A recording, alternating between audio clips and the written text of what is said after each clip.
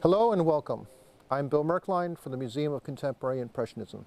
Today we're in Gaylordsville, Connecticut to observe an artist at work. That artist is Susan Grisell, American Impressionist, and we are at the home of Richard Stalter, director of the Museum of Contemporary Impressionism, who has graciously accepted our offer to sit for this painting demonstration. So join me now and let's go in, and I'll be happy to introduce you to Richard and to Susan.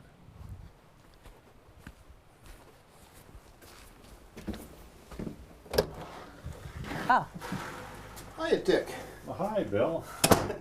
Sue? Hi, Bill. How are you? Fine, how are you? Oh, very well, thank you. Had a very pleasant time getting up here today, even though it's inclement weather. Yes, it's rainy. And what have you guys been doing lately? Anything? Well, painting as usual. Painting as usual, of course. Well, I want to thank you for bearing with us today, letting me eavesdrop on you while you do a painting of Richard. And Richard, I want to thank you for being our victim. You're going to be taking a seat here in a few moments, and we'll be working on this painting. Well, you're most welcome. Thank you. Happy to do it. All right, well, let's let me get my coat off and we can get to it. Fine. Fine, good. Albuquerque. All right, Sue, I see we have Dick seated Yes. in the corner, and that you have a canvas set on a vertical plane. What's the size of your canvas? 20 by 24. I'm making it that size as opposed to a smaller canvas of 16 by 20 or 12 by 16 because the head is not going to figure as that large a part of it, although it's going to be a simple portrait. But I want the head to be large enough so that the features are clear, but it's not going to be the main thing in the canvas. I see. Well, let's have a look at Dick and see more or less what you'll be looking at when you're painting the picture. Fine.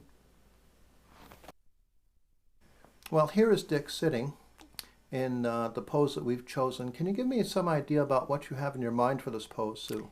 Yes. The composition is roughly triangular with the head and the hands as the points of the triangle, the arm a bit to the left also, head to the left of center, light and dark, nicely arranged, the lightest points actually being the t-shirt and the light on the book. The hand and the head being also among the lights, and everything else will be in shadow. Although you see a light on the wall behind, I'm going to extend that for reasons of composition so that it will not compete with the head, which will be the focus of the painting. Very good. Sue, before we get started on the painting, could you describe your palette and your tools? Certainly. This is cadmium yellow light, yellow ochre, cadmium red medium, alizarin crimson, terra rosa, burnt sienna, titanium white, viridian green, cobalt blue, and ultramarine blue. The brushes are all filberts, number 10, number 7, number 4, number 2, 0, and this is a triangular palette knife, which I use a good deal in painting. I think artists generally should use it more than they do. All right, thank you. What?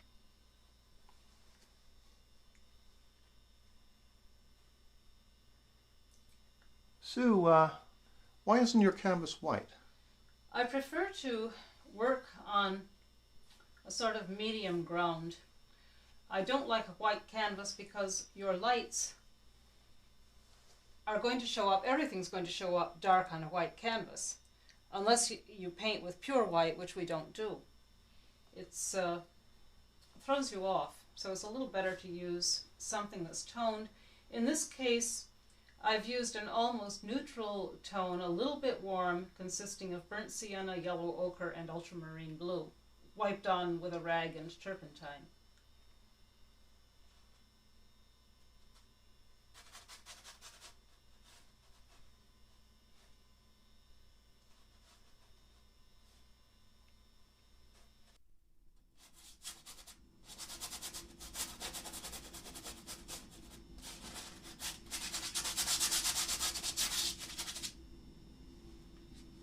Sue, do you like to get your darks established early on? Yes, I do. I find that if you establish the darks early, that you're less inclined to end up with a weak painting. I'm not establishing the darks too well right here. I keep running into something light.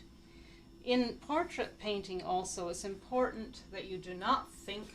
People are intimidated by portrait painting. A lot of artists are. Boy, I am.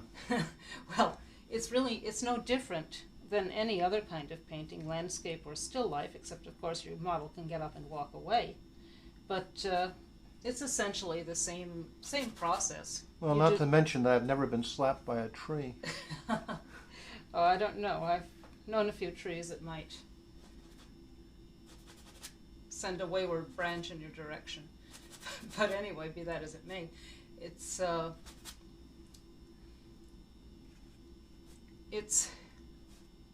not so bad if you just think of it as you would any other subject.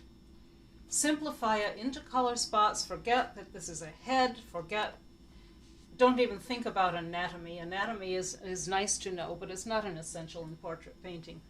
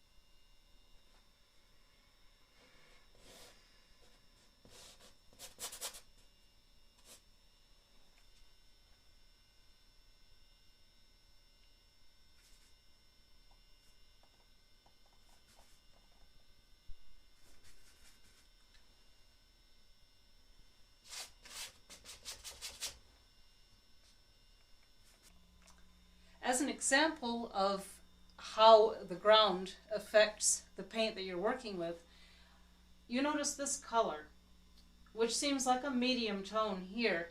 Now I'm working on a white palette, which I don't normally do. I'm doing it here just so that the pigments would be easily visible. But if you see this puddle of color and see how dark it looks against the white, that's the same color that we were just looking at on the painting.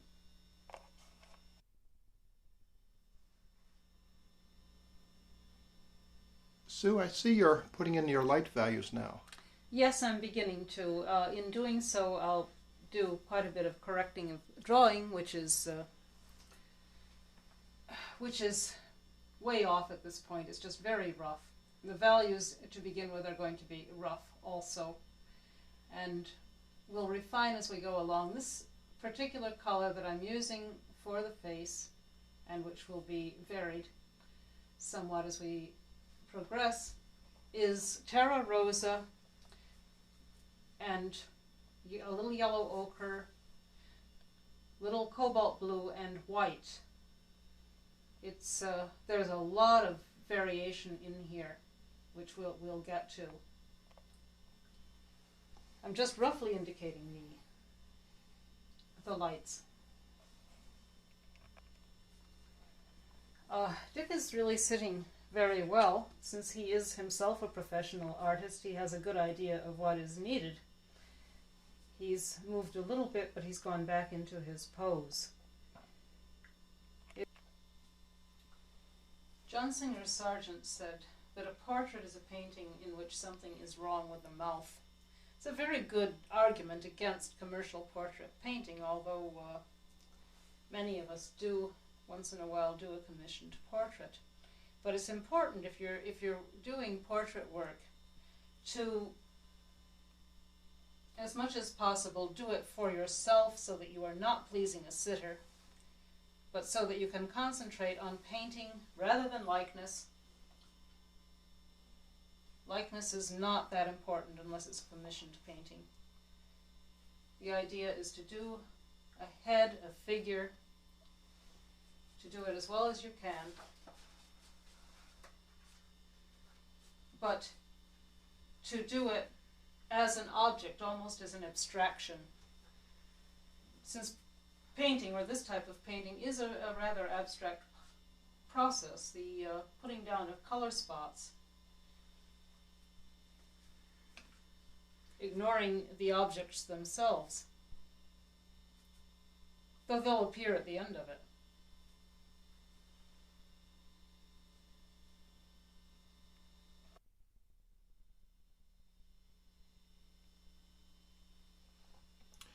So I'm really struck by how quickly you've been able to catch the essence of Dick Stalter. Those broad strokes really capture his face and his body language. Well, you know, this method of painting really is good for that. It's you're using color spots, as I say. You are ignoring all of those things in a sense. You're simply breaking the subject down into spots of color, into value areas, and the details come slowly. You work from the general to the specific. You work all areas of the painting together. You do not do the subject and then the background, but you try to keep them all together at once. Otherwise, you don't have a sense of reality. And if you keep working that way, making it tighter and tighter as you go along, you'll end up, you can take it as far as you want. You can take it to photorealism if you want to, but which I don't. But a lot of people think that in painting, what you do is you draw outlines and fill them in. I'm not saying that you absolutely can't do that, but it seems a very inefficient way of painting, usually inaccurate, the paint by numbers mentality.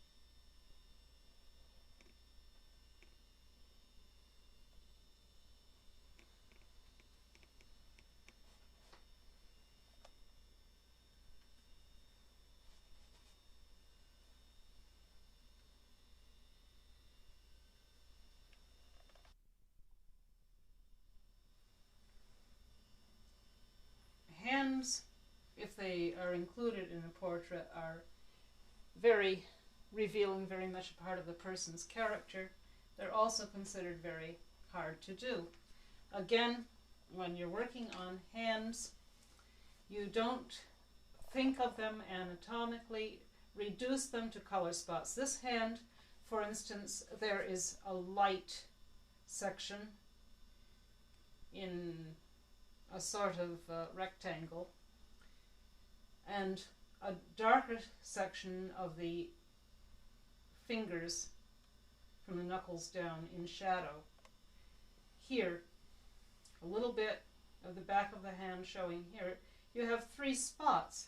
Now, I can correct the drawing of that as I go along by working partly also on the background, and I can carry it further as I go along, which I won't do yet. But just don't let them be too formidable. Don't let them be such frightening things as they are. We can indicate lines between the fingers here, but if we do it, we'll do it very subtly with a very light touch, because if you squint at his hand in light, squint your eyes at it, you will barely be able to see those divisions, those lines between the fingers. And if you rely on your own perceptions and not your thoughts about it, you'll end up with an accurate painting.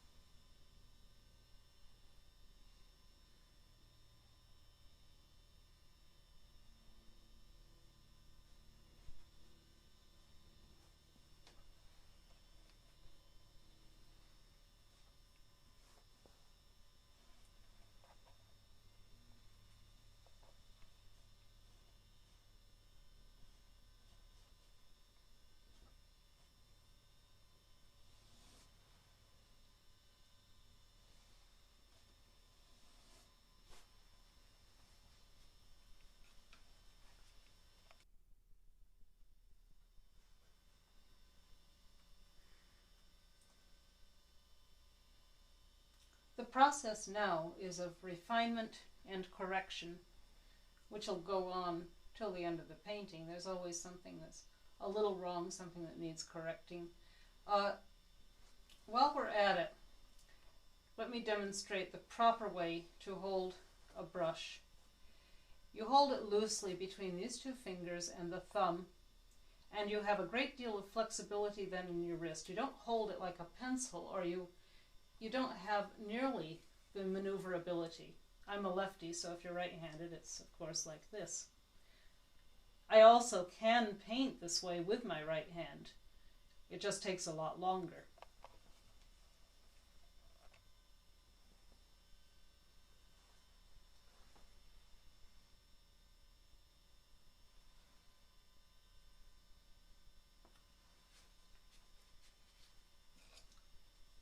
It's rather sloppy.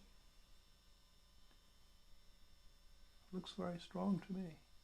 Well, there's red in there, which there should not be. You shouldn't have the surrounding color seeping in there.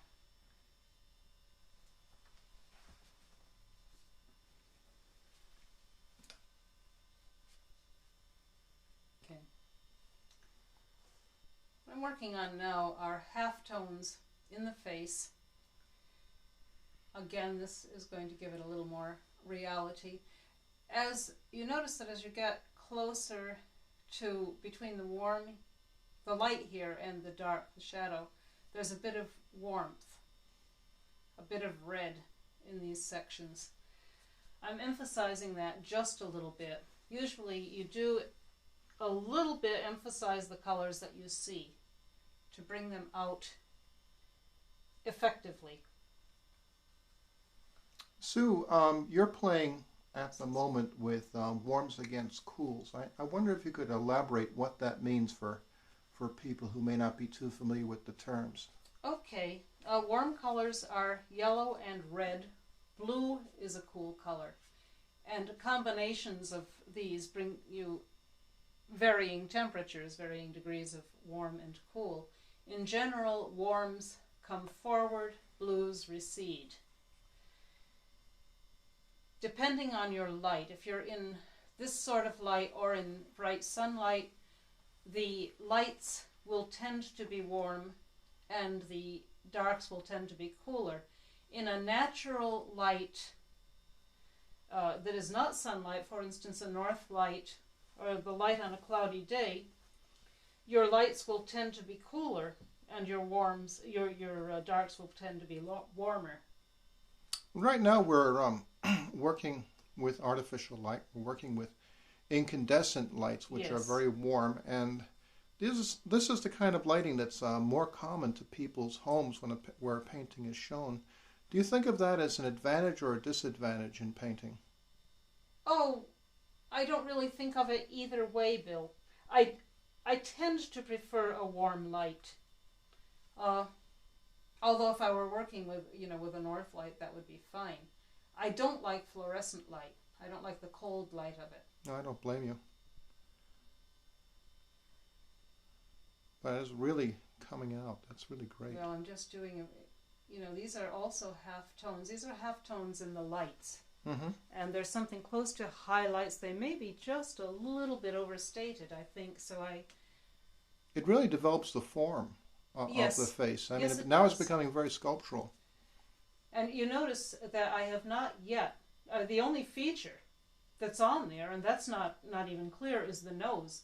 The eyes, you know where the eyes are. Yeah. You know where the mouth is going to be, but it's not painted at all. Yes, everything is still a suggestion. And that's the effect of color spot painting, of painting with value. Fortunately, Dick is sitting still, reasonably still, which makes it possible to do this without going too far off also.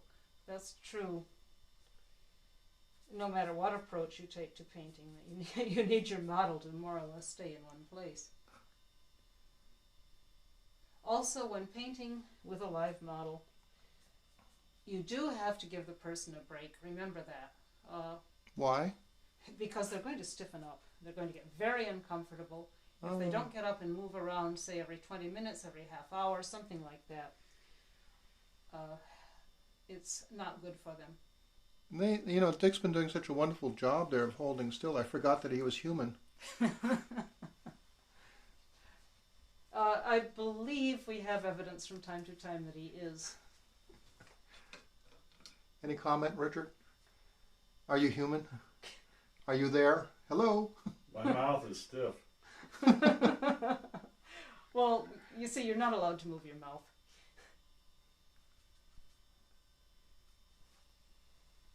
But again, if you need a break, let us know.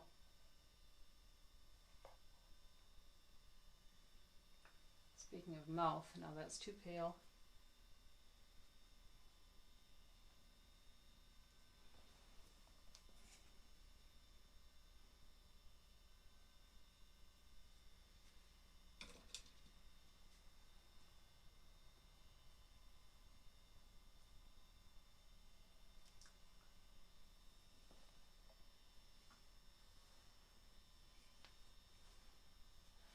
Very nicely done. Thank you. Indicating the mouth, you do want a bit of a line, but not too strong. Mm-hmm. And here where it goes into the light, you want to keep it a little bit